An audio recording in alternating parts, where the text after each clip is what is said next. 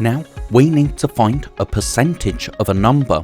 So first we need to find 6% of 800. Now remember, a percentage is a fraction with a denominator of 100, so 6% is the same as 6/100ths.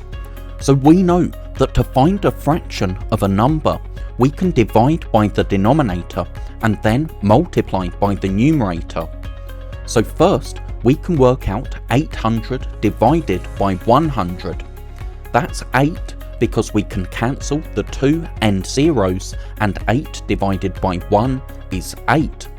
So now we can take that 8 and multiply it by the numerator. So work out 8 times 6. That's 48, which means that 6% of 800 is 48. Now we have 40% times 2000.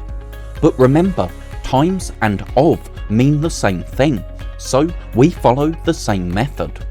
40% is 40 over 100 as a fraction, so first we can divide 2000 by 100. That's 20 because we can cancel 2 end zeros, and 20 divided by 1 is 20. So now we need to take that answer, take that 20 and multiply it by the numerator. Now 20 times 40 is 800 because 2 times 4 is 8, but then if we have 2 end zeros in a multiplication question, we have 2 end zeros in our answer.